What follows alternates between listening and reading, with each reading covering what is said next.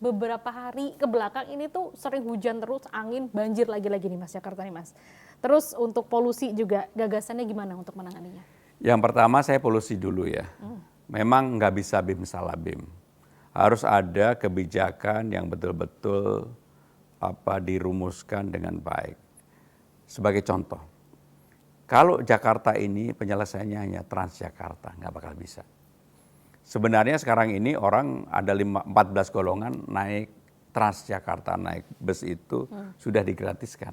Saya nggak tahu wartawan ini apakah gratis atau nggak termasuk golongan itu. Belum. Tapi mahasiswa, PNS, TNI dan sebagainya kan gratis. Oh, oke. Termasuk lansia. Nah, penyelesaian itu nggak akan bisa. Kenapa nggak bisa? Karena problem utama di Jakarta sekarang ini macet adalah pagi dan sore hari. Ketika suburban area, orang-orang dengan kendaraan pribadi masuk di Jakarta. Yang masuk di Jakarta tiap hari, saya udah punya datanya, rata-rata itu antara 3,5 sampai 4 juta pagi dan sore hari. Mobilitas inilah dari Bekasi, Bogor, Tangerang, Depok dan seterusnya yang menyebabkan kemacetan. Karena mobilitasnya kebanyakan masih menggunakan kendaraan pribadi. Untuk itu saya nggak mau lagi pakai Transjakarta. Transjakarta itu bukan mobil, bukan, tapi sistem. Akan ada yang namanya Transjabodetabek. Bahkan orang-orang Bekasi, Depok, Tangerang, Bogor, ya mereka akan kita yang ngatur, lebih baik kita subsidi. Semua orang yang masuk di Jakarta menggunakan transportasinya ya di Jakarta, baik itu MRT, LRT dan sebagainya, mereka kita gratiskan 15 golongan. Tetapi kita paksa. Kalau kamu naik mobil pribadi, nanti IRP-nya saya nyalain. Nah, kamu mampu. Kalau kamu mampu ya naik, jangan nggak mau bayar dong. Tetapi bagi yang tidak mampu digratiskan. Kamu mau pergi kemana aja silakan pakai fasilitasnya Jakarta. Apakah itu Jaklingko, apakah itu bus dan sebagainya. Sehingga dengan cara demikian menurut saya sebenarnya di mana saja di dunia termasuk di Singapura itulah yang harus mengatur itu. Walaupun saya harus ngomong apa adanya, nggak gampang. Karena pasti protes masyarakat itu akan kencang sekali. Tetapi kalau dijelaskan secara baik dan ini akan menguntungkan bagi kita semua, bagi 15 golongan itu dibebaskan, bukan hanya bagi orang Jakarta, tapi orang di luar Jakarta pun selama masuk di Jakarta, kami sarankan kamu naik transportasi umum aja, kamu gratis. Begitu dia di Jakarta, nanti parkirnya juga kita naikkan. Parkir kita ini udah 18 tahun nggak pernah naik. Kenapa dinaikkan? Supaya mereka mau naik kendaraan transportasi umum. Oke, kamu nggak apa-apa, mau pakai mobil 10 pun ke kantor juga nggak apa-apa. Kalau kamu bisa nyetir 10 mobil sendirian, tapi bayar dong. Mau kamu kaya, jangan kamu nggak mau bayar. Nah, cara berpikir saya itu untuk diterapkan nggak mudah. Tetapi karena saya nggak punya beban, mudah-mudahan saya akan terapkan gitu. Pasti diprotes, udah pasti. Tetapi apa untungnya? Jakarta akan punya revenue baru dari IRP. Saya udah hitung 1,5 sampai 2 T. Subsidi untuk transportasi warga yang datang dari suburban area tadi kurang lebih sama. Kenapa kemudian kita nggak itu? Apa keuntungannya? Pertama, polusinya pasti berkurang drastis. Karena sulfur emisinya pasti berkurang. Yang kedua, ya pasti akan lebih produktif. Karena masyarakat kita yang dari suburban ini nggak capek kemacetan. Dan yang paling penting adalah pelan-pelan Jakarta mau kita tata. Gitu. Termasuk nanti, kalau ini sudah bisa, karena sekarang ini saya kemarin dilaporin oleh Dirlantas, banyak sekali sebenarnya orang yang tidak bayar pajak. Baik itu motor maupun mobil. Saya langsung berpikir, loh kalau dia ke Jakarta kan dia harus ngisi bensin. Kenapa enggak di pom bensin kita pasang barcode? Kalau dia tidak bayar pajak dia akan ketahuan. Ya udah, lu belum bayar pajak, bensin nggak boleh ngisi. Waduh.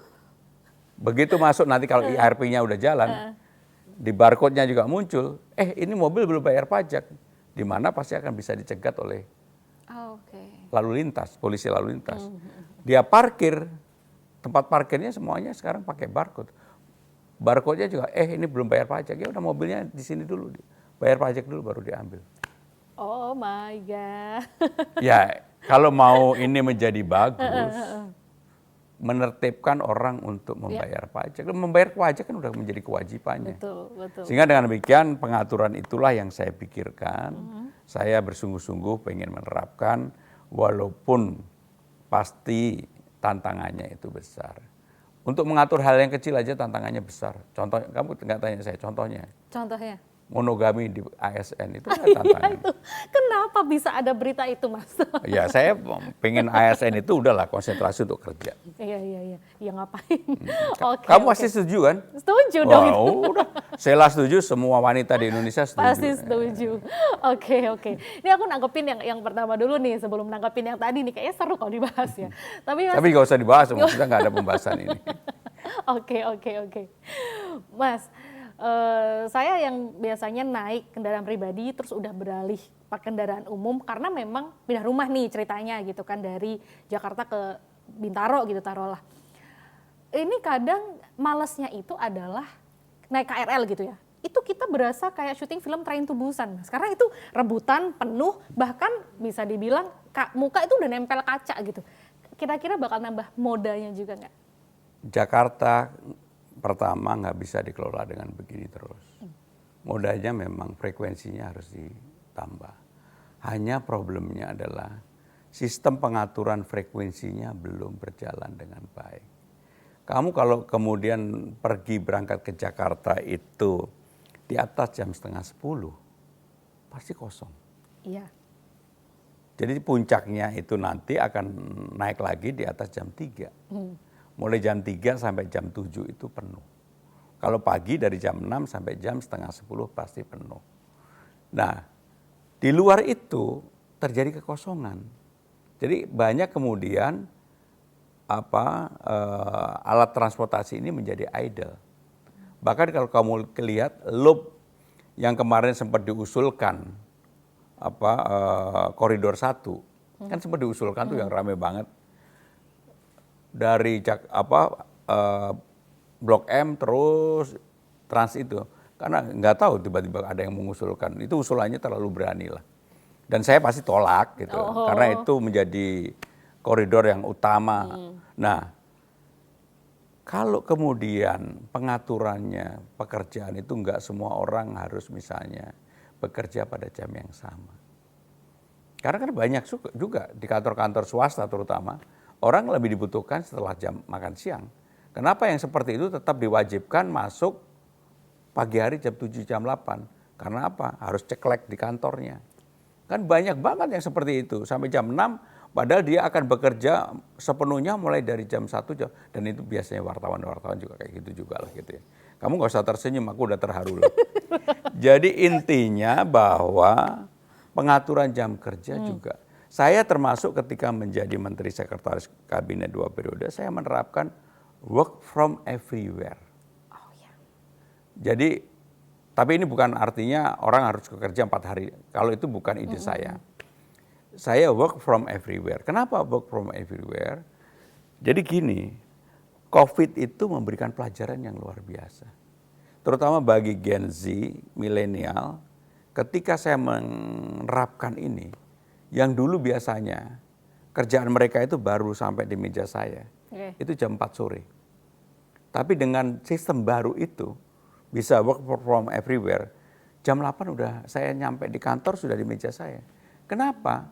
Begitu mereka bangun tidur, belum mandi, sholat subuh, langsung mereka bekerja. Jam 7 udah disubmit ke atasannya, dari atasannya kalau udah di-approval ke saya. Nah, saya meyakini bahwa ini salah satu solusi. Bagaimana cara penerapannya nanti kita atur kan gitu. Sehingga dengan demikian supaya nggak bertumpuk-tumpukan di jam tadi yang seperti kamu lakukan sampai wajahmu udah di make up kena kaca di kaca. Itu terjadi. Jadi pengaturan itulah yang kemudian akan kami lakukan. Jadi bukan kerja seminggu 4 kali enggak. Memang sekarang ini menjadi tren di Eropa. Kalau saya termasuk yang berpikiran kerja tetap 5 hari, tetapi orang diberikan ruang untuk menyelesaikan pekerjaan-pekerjaan itu bisa dari mana saja.